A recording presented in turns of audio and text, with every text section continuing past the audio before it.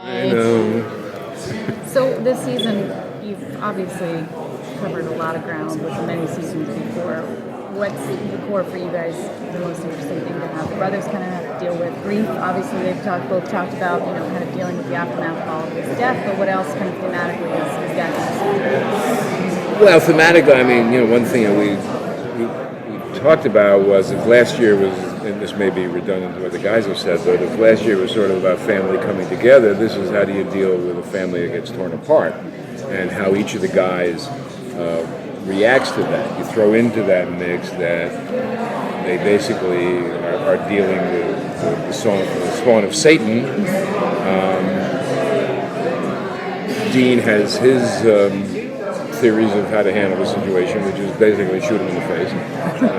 And Sam thinks, well, we don't know. His mother was a good person. It's a nature versus nurture thing. Also, where Dean has accepted in his mind that mom is gone, when she went through the rift with Lucifer, he figured that's that. Sam is, we don't know that.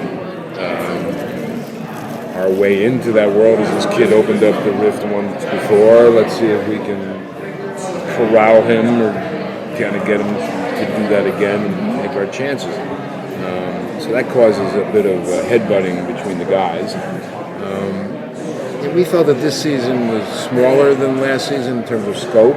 No big organization like the Men of Letter, British Men of Letter, but a little more personal, a little more emotional, with some interesting things. We'll visit the alternative world and see what's going on there. Maybe meet some characters we know in one form or another. Who are totally different in that world in the same way Bobby was. Okay. And that probably, in terms of production, that's our biggest kind of challenge. But it's at its core, it's probably a little more of a personal season. Will you guys be doing a lot of jumping between the cast? In the spin-off, we're doing basically 2 episodes, 9 and 10. In 9, the boys are very much present, and we're sort of setting up. In a way, it starts with episode 3, where we introduce this new character, Patience, in episode 3. 9, the boys are very much involved, and you sort of get a sense of where it's going with these 3 women. 10 is skewed very heavily to them. So while the guys are in it, it's always a fine line to draw because, as much as the audience might like Jodie, when they do the Supernatural, they want to see Sam and Dean. And so, but you want to give this new cast a chance to either be, carry a show or not. So it's a fine balance, but, we hope by doing it over 2 episodes, we can keep everybody happy, which has been impossible for 12 years, so I don't imagine we'll be able to do that anyway.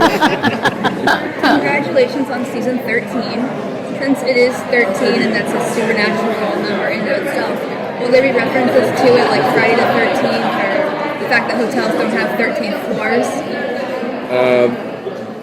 I don't think so, although we can certainly slip it in. One of the other women mentioned that we're, I guess, premiering on Thursday the 12th, and the next day is Friday the 13th. So there might be something in the air there.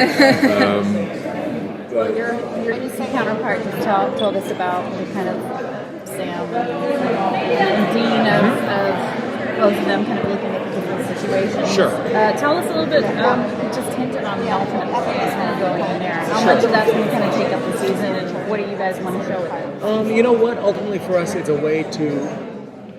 The core question we're asking when we came with the alternate world is like, what's a world look like where Sam and Dean were never born? And as we've seen, it does not look super great. So, now Mary's there, Lucifer's there. Obviously Sam and Dean are desperate to get that door open again, and well, I'm sure. And so then it's about once you introduce them to that world, how does that world change? Counterpoint: when you introduce elements of that world to our world, how does our world change? So again, you have it is in some ways, and I don't mean this in a Independence Day way, but it's in some ways built into what I would think of as an alien invasion story. These are people from another planet, essentially, But the question is, are the invaders coming to us, or are we the invaders going to them, and what does that mean? So it's something we want to explore. It's something we want to explore pretty heavily in the back half of the season. But it's also something where you want to be very judicious about it, because you don't want to get lost in this mythology. And again, every episode is like, and here's character X, and here's character Y, and now they're back, and but now they've got an eye patch, and it's totally different. So you don't want to go down that path too much. But I think that it's something we want to really explore, in this season, and then everything going well, perhaps even beyond. Right. Did you sort of overtly think of the whole sort of alternate universe thing as this would be a handy way to bring some characters back and yet look at them differently? I mean, some actors back, I guess, Sure. for different characters. No, and as we started to talk about the idea, that became a real draw for it. Again, that's a double-edged sword. Yeah. Because if that's the game, I'm a big believer. We're in season 13. Our show has a great degree of history. Our show brings with it a great degree of nostalgia. I never want this to be a show that relies only on nostalgia. So if we're bringing a character back in the alternate world, that character needs to be a new character or a new version of that character that adds something to our plot that drives it forward. It can't just be someone we love to come by and say hi and then walk off screen. Yeah. That's not what we want. They need to have an impact, and those characters need to change. And that's the rule going forward for even characters we bring back in the core universe in our regular show. If we're bringing someone back, come back for a reason, they need to change. We don't want somebody there just to take a phone call, have people on Twitter go, oh my god, it's whoever, and then they're never seen again. Yeah. A fan had a question. Are Jack in the alternate universe the cosmic consequences Billy was talking about? I think the cosmic consequences Billy was talking about are starting to unfold. Yes. With the new spin-off you guys are having, and I've noticed this past season you've introduced some characters like the twins that I was super excited about. Will they be on the spin-off, or are you going to bring them back this year and sort of see if they gel? The twins will not be on the spin-off because we left them in a very complicated place. And it felt like they deserve their own story.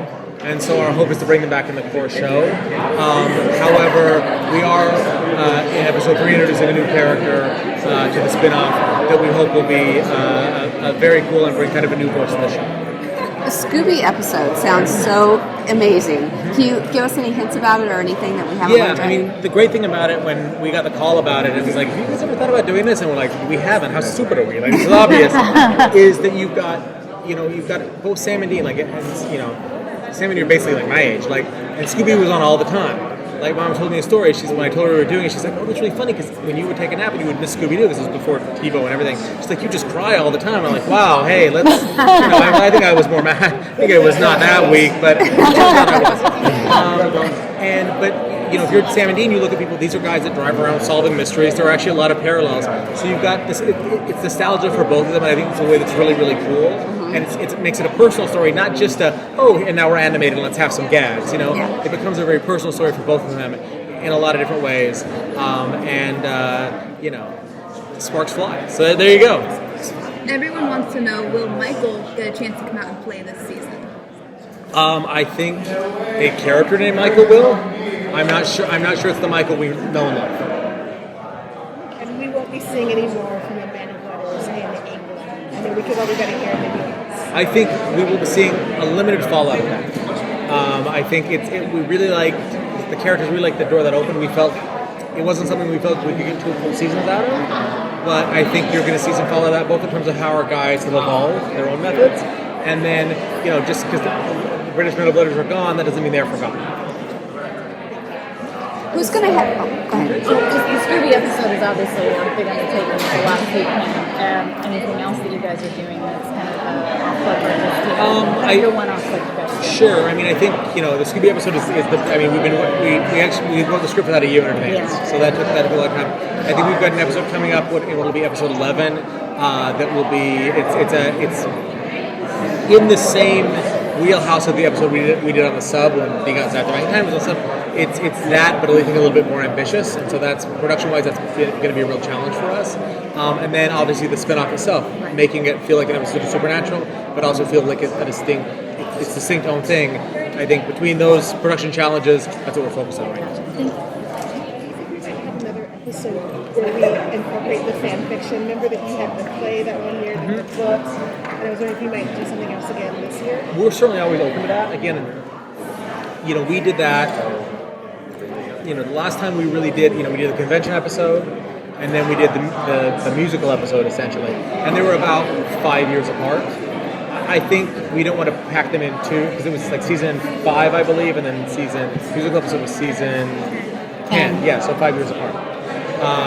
So I don't think we want to pack them in too tightly like that, but we're always open to it. It's about how do you explore it in a way that is both current and also acknowledges the fans, but is also respectful to the fans. I have to interrupt you here. We're going to